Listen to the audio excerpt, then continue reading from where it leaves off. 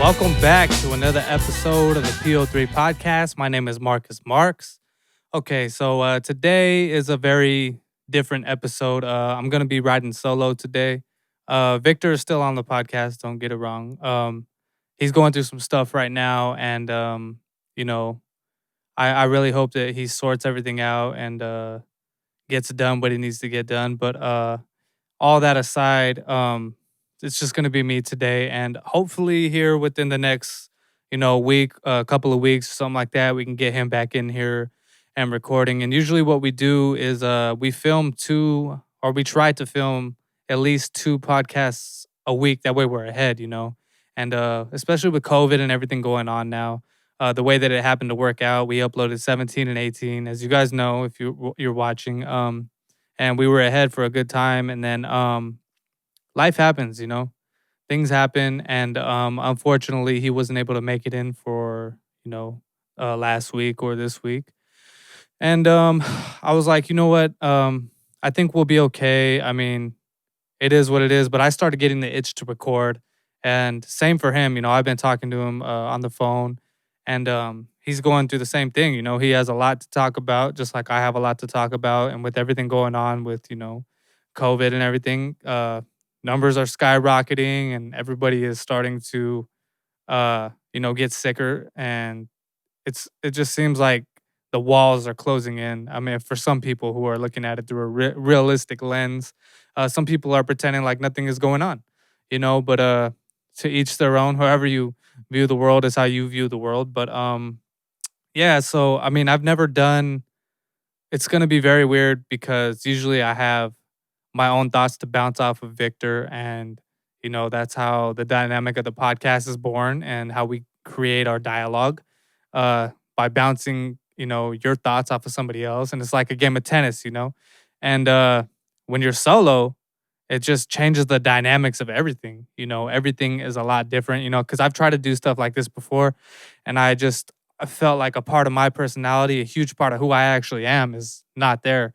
And even recording, starting the process of recording on video has been, a bit of an adjustment and a learning curve, obviously, because I mean, not everybody is a natural in front of the camera, and it can be an awkward thing, especially if you're talking about the subject matter that we're talking about here on the podcast.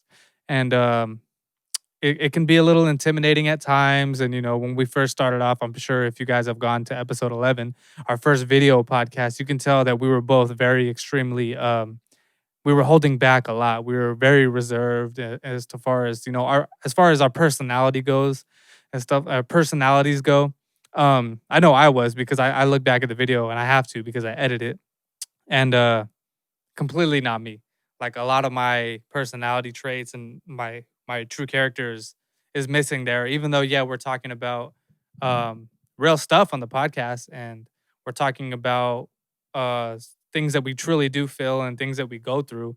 There's still a lot of our personalities missing, and I feel like a lot of it doesn't get translated through camera. So it's like you have to you have to work at that, and the more that we do it, the more our personalities start to spill over into, onto that side and to the viewer's side. But like I said, we're working on it, and I do enjoy it, man. This is a huge outlet for me as far as therapy goes. I mean, with gyms being shut down, I'm not able to go use the sauna like I used to, or get on the, the cardio or the weightlifting like I would like to. But it is what it is, because that's a huge outlet for me. That's like my main source of therapy, especially with mental health issues. It's very, very important to make sure that your mental is, straightened out and ironed out. Because if you let those thoughts build up, and you don't have any release points, and you don't have any way to let that aggression out, and just like how people have to come home and unwind after a long day of work, it feels like with mental illness, it's a lot of work. It feels like you need to unwind, and you had a long day of work just trying to keep your thoughts in order. Especially for me. And one of the ways that I was able to deal with that last year, prior to that, was fitness. It really, really woke me up, and it helped me kind of tame my thoughts, and it took a lot of the edge off. Of course, it doesn't heal you, and it's not something that's going to solve your mental illness and completely get rid of it, but it is something that will damper it, and it will lighten the effects, of depression, or even if you're manic or something like that, or anything else, paranoia, you name it, that comes along with mental illness. Fitness and mental illness go hand in hand. It's like perfect. It's just another tool in your arsenal to use towards getting yourself better and maintaining a healthy lifestyle and and mental capacity. So it's unfortunate that I don't have the sauna to go to anymore, because that was one of the biggest things for me, was just putting in like a good hour of cardio. Then on top of that, going to sit in the sauna for like 30 minutes at a very high temperature. And because like you start pouring sweat. I'll go in there with like a hoodie, I'll go in there with sweats, and I'll throw on my headphones and I'll just listen to like a podcast or something like that. Listen to a lot of David Goggins, Joe Rogan and stuff, and just kind of sit there and vibe out, and just let myself unwind after the workout, because you do got to come down after that. And then next thing you know, you're at home, you're in the shower, and you feel the endorphins rushing through your body, and it's like I said, a huge form of therapy for me. And I often uh, catch myself really reminiscing on the cardio aspect. And I know you guys are like, well, dude, just go outside, or why don't you work out at home? And prior to me ever going to the gym, that's all I ever did. I started working out at home. I did nothing but calisthenics, just straight up uh, clean diet, as clean as you could possibly be, super strict. Um, Pull ups, sit ups, push ups, anything that involves calisthenics, with no weight training at all. And I lost 25 pounds in 60 days just doing that alone. Granted, I did have cardio.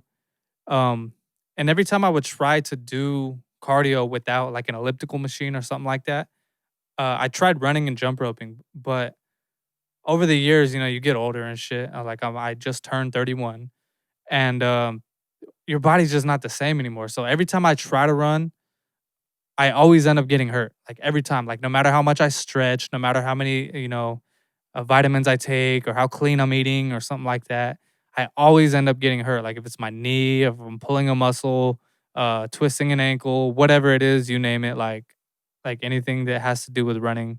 And for me, I just don't like. Yeah, I can deal with the injury, but I don't like the fact that it sets me back, because once I get into a pattern of like, look, I'm following this regimen very strictly now. It's very easy for me, especially with my personality being habit forming.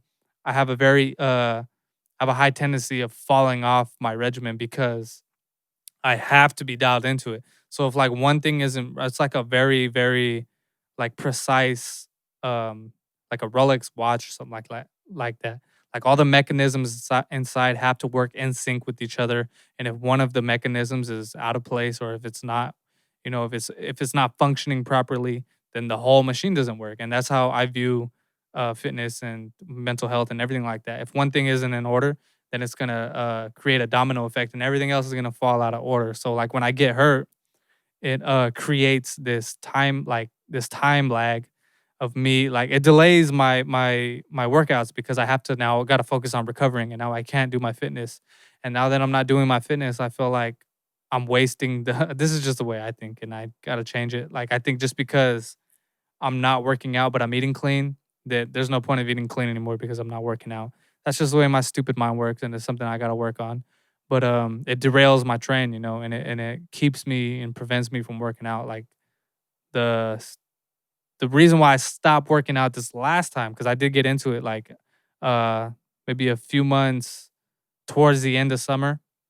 I was doing really good. I was eating super clean again, and I was doing my calisthenics. Of course, the gyms were closed, so I was just doing it at home. I was doing everything I did the first time to get back in shape, just at home, and except this time I integrated some weights, and I was doing some curls, and I pulled a back muscle pretty badly, and it put me out for a good month. And I knew when that happened, I was like, I feel like I'm not gonna get back to the like it's just gonna unravel, and sure enough, it did. Here we are. Like I'm, my face is like swollen, and I got myself a gut, like I got myself a freaking belly again. And granted, to other people, they look at me, they're like, dude, you're so skinny. But it's like, you could be skinny fat, dude. Like, you can be out of shape. Like, I'm transitioning back into the point where I'm going to start doing my workouts, and I started eating clean again. Um, but my body got so out of shape from that, and I fell off the wagon so hard because of that stupid back injury. And now I'm to the point where I have to take 2 weeks just to condition my body. So I'm starting off with just stretching and eating clean before I do any type of working out. Maybe I'll hit a couple push-ups and pull-ups here and there, but I'm not gonna be back on my what's it called? My regimen. And you know what I have? I have my regimen. I have it all written down, and I could even show you like how I do it and everything. I'll grab that here in a second. But yeah, so like I'm sore just from stretching, and I'm talking about like 30 minutes of stretching. Like I'm touching my toes and stuff, like the regular stretches, and I'm focusing on my legs and my back and everything like that because my back is super tight. And not to mention, like I had a back injury last year. It was an accident. I fell directly on my ass in the sitting position, it was straight up, and I'm pretty convinced that I fractured my tailbone or something like that because it's been hurting a lot, like uncomfort, like it's very bad. And I just haven't gone to the doctor because I don't want anybody sticking their freaking thumb up my ass. Like it is what it is, you know. Like I'm good. Like because I looked it up, and the way for it to heal is you kind of just gotta like let it heal on its own. There's really nothing they can do unless like it requires surgery, but that's very rare. Um, so you kind of just kind of live with it and just kind of cater to it and make sure you don't, further aggravate it. Because like after it happened, I couldn't do. It was again in the middle of my workouts. Tried hitting some sit ups and it was not happening. Like I just had a super shooting pain up my spine and everything, and I've already had back problems, lower back problems, because when I was younger in high school, I got hit by a car, and I'm pretty sure that threw me out of whack. And I never went to the hospital for that. I was on my way to school walking, and I was in the crosswalk too, and some freaking I don't know where I had my headphones on. Bam, hit me. Next thing you know, I'm 20 feet from the freaking crosswalk. Luckily, I didn't have any head injuries or anything like that. It was all lower body. But so ever since then, and then even I've had back problems, and then not to mention the construction, all the years of construction that I worked. That first year of construction was just all digging, so I was bent over all the time, and plumbers and stuff, they spend a lot of time in the trenches and stuff, and you're bending over a lot. Um, and then what was another one? Like, yeah, a lot of it was just like, and so like, yeah, back in high school, I used to run track, and this is when I started finding out that okay, I've got some problems like with my my joints and stuff like that. We were practicing for the 100 meter, and it was a regular practice. It wasn't a heat or anything like that. And freaking took off. By the time I got like halfway done with the 100 meter, 50 meters in or something like that, I fell straight to the ground. Like I completely pulled my quad muscle, my big one, on my left leg and stuff. And I went immediately hit the ground straight. I knew something was wrong. So I had to go see the chiropractor and everything. And that's when I found out a bunch of other stuff about my body, like foods that I was allergic to and stuff, and just stuff like that. Like you slowly start finding out about yourself, when you do become injured and stuff. So like I'm very injury prone. Like my body it's going to take a lot of conditioning for me to get my body to the point where I can perform at a level where I don't get injured anymore very easily. Because even like wrists and everything, like all your joints and stuff, that's why it's huge that you have to stretch before you work out. And the one time I didn't stretch, when I hurt my back the last time, I didn't stretch for whatever reason. I was like too tired to stretch. I was being lazy. I skipped the stretching portion of my workout, and sure enough, I was doing bicep curls, and all I heard was like in my back. And sure enough, I was out of breath and everything. I couldn't breathe.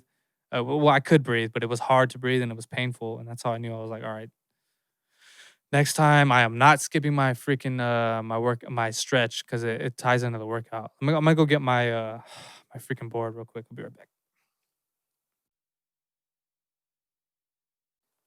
I gotta fix this space. It's so tight. Like the space is like so crowded in here. So this is my workout board that I I started writing my stuff down because before I never used to write my stuff down. I mean, I would on paper, but I kind of did everything by memory, and this is how I set it up right here. So as you can see here, I have abs. I have a whole section for that, like one, two, three, four, five, six. I have just written down. I have six workouts just for my abs, and I have a total of there's probably like 10. I just don't have those written down. I just have the ones that I primarily go to, and then I have I added some dumbbell curls in. That's why I got a dry erase because I wanted to add like different kind of workouts. I got pull ups. I got push ups, regular, wide, mid, normal, and then I got a bunch of other stuff. So like for abs, I would do like bike sit-ups and stuff. That's where like you lay on your back, and if you're gonna do a sit-up, you do bicycles. And you got mountain climbers, side planks for the V, reverse crunches. Those are crazy. Leg raises. Some of it got to raise. Half crunches. Those are upper and lower, and then dumbbell curls. I got stands, sitting, and then you get like that's not even account shoulders and everything like that. Then I got regular and then like usually what I'll do with regular, wide, mid, and normal is depending on the day, like I'll go incline, I'll go decline, or I'll do, regular. Or I'll use the pull-up bar to incline me a little bit, and then I'll go, diamond, and then I'll go wide, and then I'll go mid, like regular. Um yeah, so like these are all the workouts, and then I've tried to do it Monday, Tuesday, Wednesday, Thursday, Friday, and then rest like Sunday or something like that. But just with this board alone, and this is no weights. Like you can do all this stuff without any weights at all. And you can see like crazy results. Like as long as you're doing the workouts right and you're not cheating yourself, you're not doing these freaking half push-ups like you see online, like a dude doing 200 push-ups, but he's going like this. Like there's not a full range of motion there. As long as you're doing it correctly, you're eating clean, and you're consistent about it, you're gonna see the changes. And you drink nothing but water. Um, you're gonna be fine. But the reason I went off on this rant is because for me, fitness was super, super important. And it was a huge factor into taming my moods, because they do vary like widely. I'm up here, I'm down here, I'm here, I'm here, I'm here. It's just I couldn't tell you how I'd be feeling. I couldn't tell you what my day was gonna be like. I noticed that when I was like in high school. I remember when I first started noticing the symptoms, I was like 15 or 16. And I remember thinking to myself, I was like going to take a shower, and I was in the shower, and I remember just thinking to myself, like, man, like it's getting to a point now where I can't even determine whether or not I'm gonna feel good today. Like I don't know what my mood is gonna be like today. Like this is crazy. Like I have no idea what it's gonna be like. I couldn't tell you. Like I might be pissed off today. I might be groggy. I might be out of it, or I might be super energetic today. Like I have no idea. Now I just feel like it's a waiting game now, and that's how young I started noticing it. Um, with and then top of it, like all kinds of other stuff. But fitness is key for me. Like I love fitness, and it's unfortunate that you know I just don't want to put my family at risk. Because when you go to the gyms now, yeah, they're open. The sauna's not because close quarters. They close all that type of stuff off, and of course they put another restriction on California, as you guys know. Um, they cut a lot of that stuff out, but still, like you go into the gyms, they're still indoor. Some of them, and they have it like segregated. Like there's some outdoor, indoor, or they integrate them, but they people aren't wearing masks. Like it is what it is. You can have your stance on whether you wear a mask or not, but I feel like they work.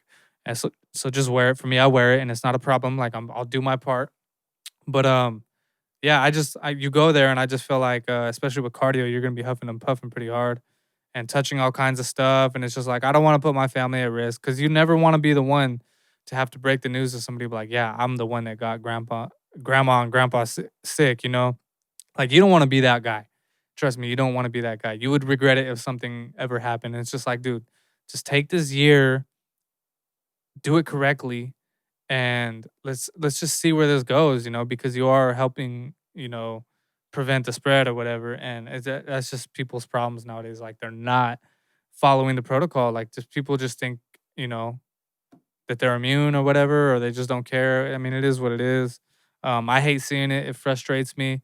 I really wish that people would just get on board with this thing, go all out. And you got your people with conspiracy theories, and you got people over here uh acting like or thinking that science is some bullshit or something like that. Like they're not buying into it, and these are the smartest people in the world telling us, that yeah, just wear your freaking mask. Like it works.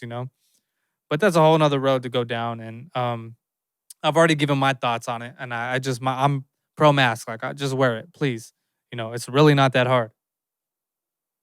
But yeah, crazy times, man. Like it's totally it's insane. Like everything that's going on.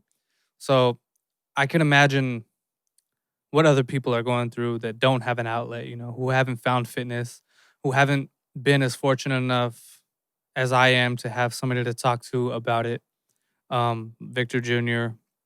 I'm very lucky that I came across him and, you know, met him and formed this podcast with him because he's mentioned to me plenty of times how important this is to him as well. As far as him, as far as therapy goes, because neither of us go to therapy. It was something that we were looking into. I was looking into it for myself, and again, COVID. Uh, Apparently, they're not wearing masks at these group therapy meetings, and it's like there's like 30, 40 people in there, and some wear masks, some don't, and it's just like, alrighty, I'm gonna have to figure out another way to do this. So we got creative, and this is kind of just tied into our therapy. So we use it as that. So the fact that we haven't been able to record for a couple of weeks it's unfortunate. And like I said, I was getting the itch to record, so I decided to just set up and do something myself. And I know it's going to be a lot different and it's going to be boring, but it is what it is. I just wanted to put something out there and talk about a little bit about what I've been going through. You know, these last couple of weeks, I haven't been feeling the best, like at all. Like my fiance, she always tells me she knows when it's coming. My depression, she knows the patterns, and without me even really realizing it, like obviously I realize it's affecting her, but like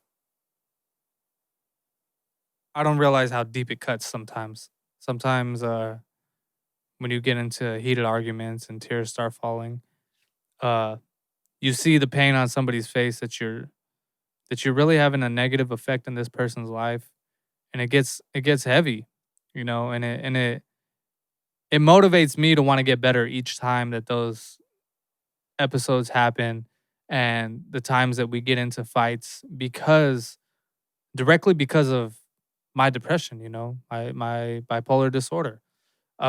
It's huge. Like living with somebody who has bipolar disorder, it's almost like they're going through it just as much as you are because they're the ones who take the brunt of it.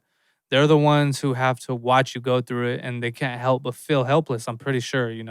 Like I've never been in well, I have been in a situation where I've dealt with somebody with it, but not like a partner, not somebody that I care about as much as I care about this person. Like I can't imagine if the roles were reversed. Like I really don't know if I would have the strength to put up with that every day because it's difficult. I live with myself. Like I understand how difficult I am, and I've been told that many a times. From family members to past relationships to friends even. Um, Dude, back in high school, I had they called me DM. It was depressing Mark. Like that was my nickname because people knew, like they when I had good days, I was great to be around and I was fun. I made people laugh and stuff, but sure enough, like I would get depressed, and a lot of people, they were unenthused to be around me because they knew that the second I come around, it's gonna be like, like the mood is just gonna go from here to here because I'm bringing that negative energy. And the same goes for a relationship. They can feel that. Like I've been told them many a times, like I can feel your vibes just like changing now.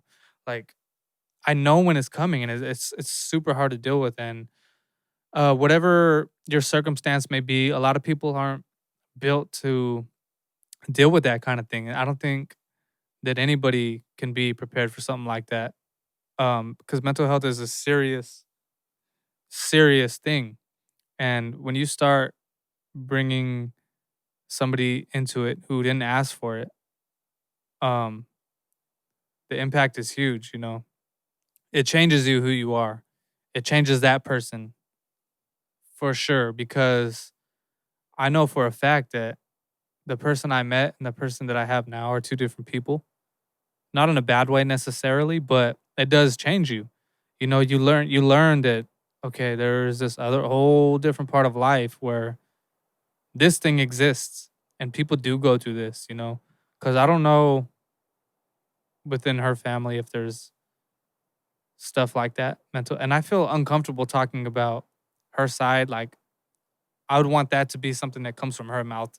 Like, if she wants to talk about it, then we could talk about it, and I would love to have her on and give you guys the aspect of like somebody who lives with somebody like me, somebody who goes through a mental illness, lives with a mental illness.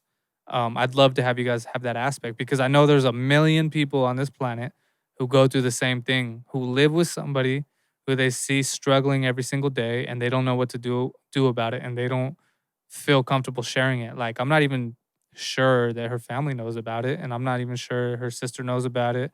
I'm not sure who knows about it. I'm pretty sure she keeps it to herself. But that's not necessarily a good thing because you bottle it up. And when you start bottling things up, especially something as serious as this, everybody has their breaking point. There's only so much you could bend before you break, unless you're a gymnast, you just make a circle. But this is not the case. Um, Everybody has their breaking point. And I've always told her, like, I never want to get to the point where you reach your breaking point. I always want to talk through everything that we're experiencing.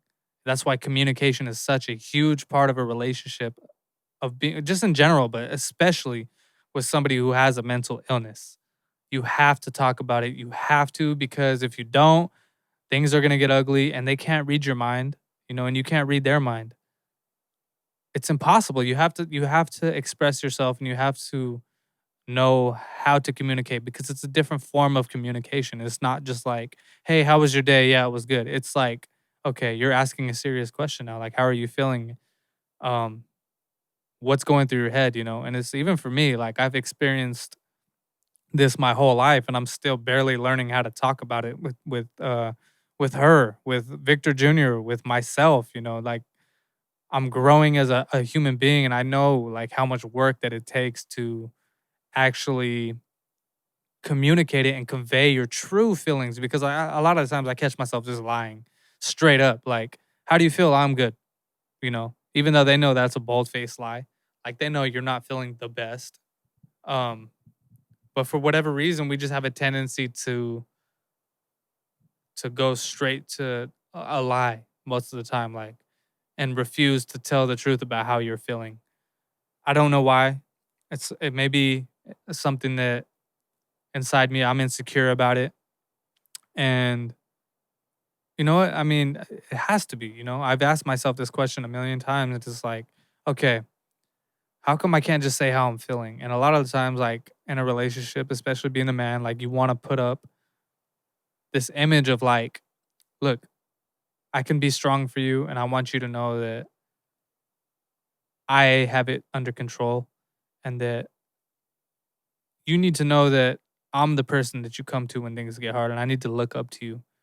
And that's always the image that I've tried to portray, not because I'm faking it, but that's just who I've always wanted to be. I've always wanted to be somebody who you could look up to. I've always wanted to make sure that I had that impact on certain people's lives. And I wanted to be solid. That's just my foundation. That's how I was brought up. And that's the people I'm around. I try to surround myself with solid people. And I try to, if I feel like there's any type of, like, weird vibes or any red flags around certain people, then I'll cut you off, just because I don't need that. Like, I want to make sure that I can trust you, because it's huge. Last thing I want on my mind is thinking about somebody and wondering if they're being genuine with me. Because I don't open up to people. I don't. It is what it is. I mean, this kind of contradicts that because now this is at the disposal of anybody's fingers now. Like, anybody just type this in if they know that I produce music or whatever, and this is gonna come up, and it is what it is. But you know what? Hopefully, it makes sense to people now. Like, if you did know me back in the day, um, maybe it'll make sense to you why I was how I was, and I'm still going through that stuff. But circling back, communication is the biggest part in anybody's relationship, whether you have a mental illness or not, but especially with mental illness. like I said, I'm still learning how to talk about it and be real with myself of like, look, why why are you putting up this wall, and why are you pretending to act like you feel okay? And even though, yeah, I want to be the strong one in the relationship, I feel like you're even stronger if you could just break down those walls and be completely vulnerable with your partner. I feel like they should be able to um see, not see right through you, but like know exactly what's going on in your head. And anytime that you tell them that you're not feeling good or you're feeling okay, that they should believe that, to their core, that okay, I feel like he's telling the truth now, rather than you know going back to the pattern of like, I asked him if he was feeling okay, but he said yes, but I don't believe him. I know that that's not the case. You want to undo that shit. You want to make sure that you want to get to a point, at least for me, I want to get to a point where when I ask you or you ask me if I'm feeling okay, I want to know that your response is something that I'm going to believe 100%, because you want to make sure that there's trust, because there's lots of different types of trust. There's trust within the relationship of like, all right, are you being faithful to me? And then there's another type of trust where like, do I really trust what you're telling me is the truth about your internal feelings? Like, are you telling me something just to tell me what I want to hear? Or are you saying it because you're embarrassed to talk about it? I don't want to have to ponder those questions. I want to know that when I ask you that I'm getting a genuine response out of you and that you're giving me your true feelings. And yeah, that takes a lot of work, because too, like a lot of the times, like, okay, depression, it lasts for, sometimes up to, 2, 3 months. Like it'll last that long. And if they ask you every day how you're feeling, like there's only so many times you're gonna want to tell them the truth about, I feel shitty again. I feel shitty again. Like so many of those responses and those truthful responses will add up. And it's like, dude, like every time I ask him how he's feeling, like this is all I get back. Like I feel like, and then it like oversaturates it. Like it becomes, it gets to the point where it gets to the point where you don't even want to ask anymore, because you already know how, and it kind of wrecks it. And that's another reason maybe why I have a tendency to just beat around the bush and act like everything is okay. The reason I said where is because I was editing the videos and I noticed that I'm pronouncing where as were, like we are. I don't know, understand, like I never knew that I did that. That's another thing about being on camera too, is you start realizing like all your pronunciations and stuff, and you start even like how I just did that. Like I started noticing I say that a lot. Like I stumble upon my words, and it's hard for me to form sentences a lot of times. I just did it there again. It's like a crutch for me to stand on. But anyways, yeah, it's super important. It's super super important. You just, the more you work at it though, like with anything, everything is repetition, repetition. Like the more times that you do it and you practice communicating with somebody, the more, the better you become at it. And I'm a huge advocate of that, and I really do condone like communication, obviously, but because for me, like in my relationship, and I'll just say like my fiance communicates better via text, because she knows that I'm not gonna cut her off, one, so she can get her point across. And before you think, that I'm saying text is the way to go, don't, like, just hear me out. Um, Before I can cut her off or give my input, and start trying to like unravel her her way of thinking and try to like pick it apart and everything, before I can even get to that point, I have to read the message first, because she's not there in person. That's what she told me, at least. Like she feels like she communicates better because I am a stubborn person.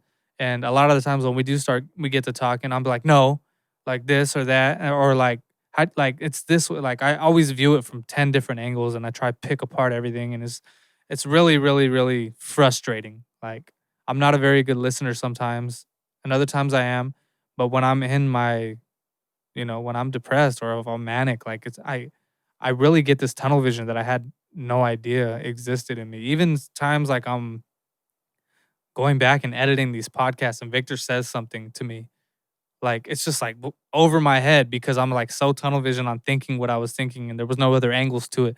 Like it's weird to me. It's but I'm starting to see that. I'm starting to recognize that I do have these tendencies and I have these ways of thinking like selective thinking and selective hearing. Like I'm really trying to work myself out of that. So now when I'm in a conversation with somebody, I'm really trying to make myself realize that okay, hear this person out and try and understand their angle before I respond and take in everything that they're saying before I respond because I have a huge tendency to just go this way and it's only a one-way road. Like there's no other ways for me to view it and that's not a good thing, you know. It's like I'm training myself and forcing myself to see the other person's perspective, which I never used to do that before. I always just thought that I don't know. It's just a way of thinking that you were born into, not born into, that you learned over time and you just developed over the years and you started running with that and nobody called you on it. At least for me, like sometimes people never called me on my bullshit and I'm not blaming anybody but myself, but it would have really helped if somebody did point that out.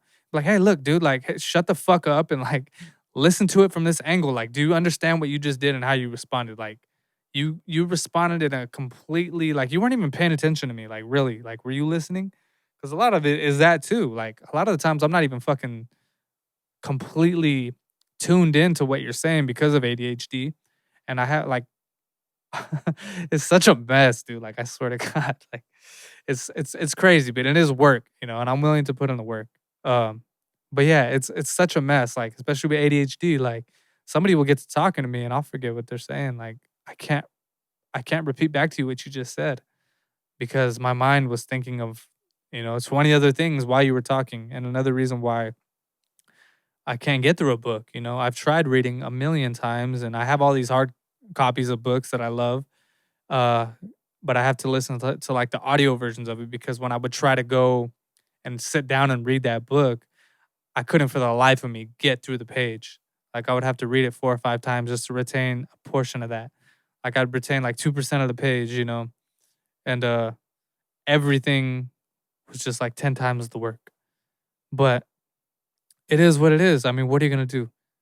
You're born with the hand that you're born with what you are, and you got dealt the hand that you were dealt, and there's nothing that you can do other than just play your cards to the best of your ability and learn over time how to better utilize those cards and how to get better at playing the game of life, you know, because it is what it is, you know, and everybody wasn't dealt the same set of cards, and not everybody was fortunate to have a fully functional, healthy mind, you know, right off the bat. Or if they were, life happens, and some people have tendencies to lean towards substance abuse or tendencies to lean towards these negative habits, or you name it, you know, on top of a mental illness, you know. There's a lot of things and contributing factors to why people are unhappy. And regardless of your circumstances, just understand that if you if you really, really look at it from a different angle and you force yourself to see that there are options, then that's when everything changes. Because a lot of times for me too, I often see myself playing the victim. And I feel like a lot of the times I just give up before I even sit down and take the time to think about, all right, look, what are my options here? Like, here's what I'm going through. And I have this problem. You got to get to the root of the problem first. And it's just a lot easier when you're in those mind states to just be like, man, fuck it. Like, fuck everything. Like, I don't care anymore. Like, whatever. I'm just gonna give up and I'm gonna eat horribly. I'm gonna smoke cigarettes. I'm gonna drink and I'm gonna do this and that. And it's just so much easier to go there because it doesn't take any work to do that. Like you just do it and then, you know, but unfortunately that it just makes everything worse. So when you're in those situations, I know as hard as it may be, like you have to force yourself.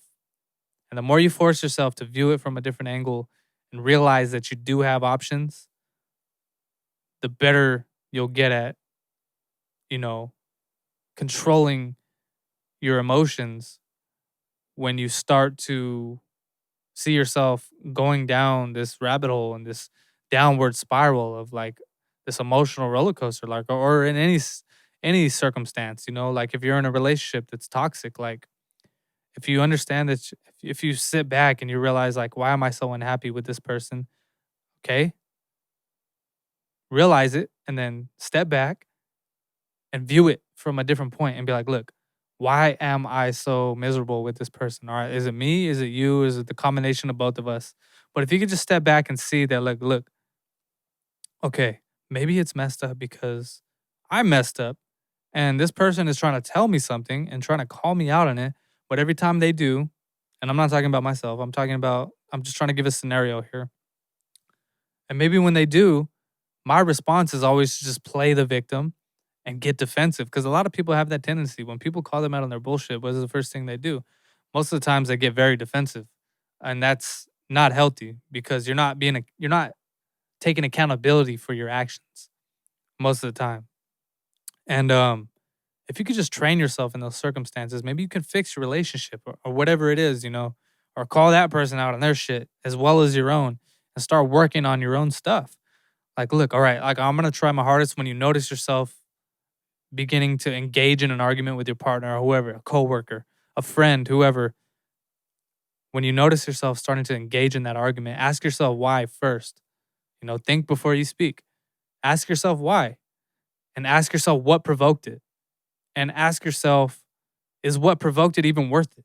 The circumstance. Look at the circumstance, and if you could just do that, the more you do it, you'll train yourself to have that be your reaction rather than always being, like the pattern that you fall into, always flying off the handle because it's a pattern that you developed over time. And that's just something that you learned how to do because that's just your go-to. Like that's your reflex. You got to change your reflex, have your reflex be like, all right, look, take it in, analyze it, and then approach it from a thought out point of view rather than just taking it for what it was and then not analyzing it and then flying off the handle. And the next thing you know, you're not talking to somebody for 5 or 6 days or you lose somebody because of it, because you refuse to see the bigger picture. And that will also help you realize that maybe you guys just don't belong together or you don't need to be friends with this person or you don't need to be working at this place because of whatever circumstance you fill in the blank here. Um, Analyzation, it's huge. You got to analyze yourself, and I've been doing a lot of that for myself for a good while now, and it does take work, and it's very very hard to maintain um that mind frame because it is effort. It's a lot of effort to make yourself uh you know to look in the mirror and be honest with yourself. It's hard to make yourself go to that place in your mind, but the more you do it, the easier it becomes, Like I said, a repetition. So let me see where we're at time. We're about 45 minutes in. I think I'm going to go ahead and cut this one short because, I'm by myself and although I would like to keep it going and talk about all kinds of other stuff, I mean, a lot of times like I just forget about the stuff that I did want to talk about and sometimes I do write it down, but that's the beauty of having a podcast partner, somebody to talk about this stuff with because there's never a dull moment there. And even if there is, it's still comedy, for us. But yeah, I mean, doing these solo ones really makes me appreciate like having a podcast partner because I don't think that I could do this shit alone and I can't do this alone. I don't want to do it alone. I want to have somebody to do this with. And even though I have the luxury of doing it by myself, I still would rather have, I want to pick somebody's brain and I want to have somebody pick my brain and I want, you know, um, somebody to bounce things off of. And connection is a very important thing in relationships and communication. That's all. Because what we're doing this whole podcast is communicating and showing each other, like, all right, look, here's my point of view and here's my point of view. All right, let's pick it apart, and this because I learned stuff from him and he learned stuff from me, I'm sure, and that's the beauty of it. But yeah, so don't ever take communication for granted, don't ever take the person you're with for granted. Like really, really try your hardest. So I think that's gonna be the challenge of the week. So as you know, we started a challenge of the week segment. It was called the Stigma Enigma Challenge, and what we wanted to do is, you know, give you guys an incentive to walk the PO3 path with us. And basically, what the PO3 path is it's a weekly challenge segment. And what I did is I came up with an acronym for stigma, because a lot of the reason people don't talk about their mental illness issues and their true feelings and their emotions and stuff is because there's a huge stigma around that. And there's a huge stigma on mental illness, and there's a huge stigma on vulnerability in general. Being vulnerable, especially if you're a man, is just looked down and frowned upon. Unfortunately, don't know why. It is what it is. But me and Victor are trying to change that. We're really, really trying to make it cool. Not even cool, but just like spread the messages like, look, you got to talk about it. You have to talk about it. Why not? Other people are going through it. You're not the only one. Um, so that's what the PO3 pathway is all about. So I created an acronym for stigma. So let me look it up. I know what it is. So slowly this illness guided me along. And then the other one was, what was the other one? Let me see. Hold up. I have two of them. Oh yeah, so that I give my all. I have more than two, but these two were the ones that plugged in the best. So basically how it works is the incentive for you to walk the PO3 path with us and take the weekly challenge is I want you guys to think about whatever stigma affected you the most on mental illness. Like, what was it that made you terrified to speak up about? You fill in the blank.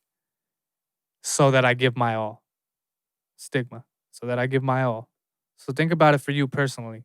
What personally made you terrified to speak up about whatever stigma was on mental illness, whatever you're going through? Use that as the incentive to take the challenge. And the challenge this week is communication. If you notice that if you're particularly, excuse me, if you notice that you and your partner or whoever it is, if you guys have a tendency to lean towards arguments all the time and confrontation is a regular thing for you, what I want you to do is take a step back, analyze, and communicate.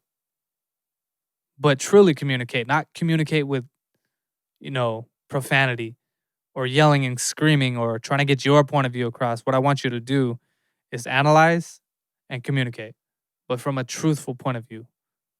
Really, really looking at it for what it is, analyzing it, and if you're wrong, you're wrong. But what I want you to do is be accountable for it. So analyze, be accountable, and communicate. That's the weekly challenge, and I'll attest to it. I do these challenges on my own.